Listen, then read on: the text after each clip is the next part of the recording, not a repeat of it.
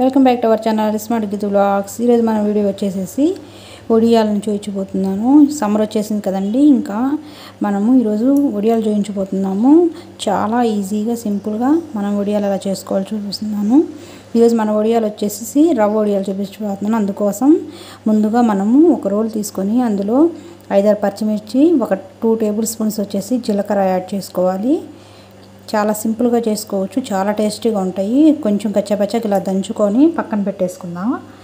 ఇప్పుడు మనం ఒడియాలకి 1 కప్పు రవ్వకి 6 కప్పులు నీళ్ళు పోసుకోవాలన్నమాట। 6 కప్పులు నీళ్ళు పోసుకొని మనము తెల్లబెట్టుకోవాలి। తర్వాత ఒక 1/2 కప్పు సగ్గుబియ్యాన్ని ముందు రోజు నైటే నానబెట్టేసుకోవాలి। నానబెట్టేసేసుకొని ఇట్లా వడేసుకొని వాటర్ అంతా పోవాలన్నమాట। తర్వాత ఇలా నీళ్ళు మనకి బాగా వేడైన తర్వాత ముందుగా నానబెట్టిన సగ్గుబియ్యం ఉంటాయి కదా, ఆ సగ్గుబియ్యాన్ని వేసుకొని బాగా సిమ్లో పెట్టి సగ్గుబియ్యం బాగా ఉబ్బే విధంగా ఈ విధంగా మనము వచ్చే వరకు ఉడికించుకోవాలి। తర్వాత తగినంత ఉప్పు వేసుకోండి, ఉప్పు కొంచెం వేసుకోండి। చిన్న ఎండాకాలం వచ్చింది కదా, ఏదైనా నంచుకోవడానికి తయారు చేయొచ్చు వడియాలు లాంటివి, అలాంటివి ఏదైనా। ఓ ఇదేంటో చేస్తున్నావు, ఏం వడియాలు ఇవి రవ్వ వడియాలు। రవ్వ వడియాలా? బాగుంటాయా? చాలా టేస్టీగా ఉంటాయి, సూపర్।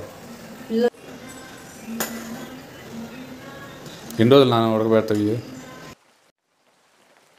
వెంటనే తినచ్చా? ఓకే, నేను ఆగలేకపోతున్నా। త్వరగా చేసి మధ్యాహ్నం తినేద్దాం। సగ్గుబియ్యం కొంచెం బాగా ఉడికిన తర్వాత ముందుగా దంచుకున్న పచ్చిమిర్చి జీలకర్రను కూడా యాడ్ చేసుకొని మొత్తం బాగా మిక్స్ చేసుకోవాలి। సిమ్లోనే ఉడికించుకోవాలన్నమాట। చూడండి ఇలా బాగా ఉడకాలి మనకి। ఇలా ఉడికిన తర్వాత ముందుగా రవ్వ ఉంది కదా 1 కప్పు, ఆ కప్పు రవ్వ చిన్నగా ఇలా పోసుకొని స్పూన్తో తిప్పుకోవాలి।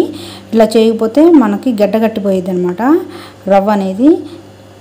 తర్వాత సిమ్లో ఉడికించుకుంటే ఇట్లా ఈ స్ట్రెచర్ రావాలి మనకి, వస్తే కరెక్ట్గా వడియాలకి మనకి కరెక్ట్ స్ట్రెచర్ అనమాట ఇది। చూడండి ప్లేట్లు వేసి చూపిస్తాను, చూసారా వడియాల్లాగా వచ్చేసింది కదా। ఇప్పుడు స్టవ్ ఆఫ్ చేసి చల్లబడిన తర్వాత మనం ఎండలోనే ఆరబెట్టుకోవాలి। చూడండి నేను కవర్ల మీద పెడుతున్నాను। ఈ విధంగా నేను గుంట గంటి తీసుకొని కవర్ నిండుగా ఇట్లా పెట్టుకొని ఉదయం పెడితే సాయంత్రానికి నాకు ఎండిపోయినాయండి।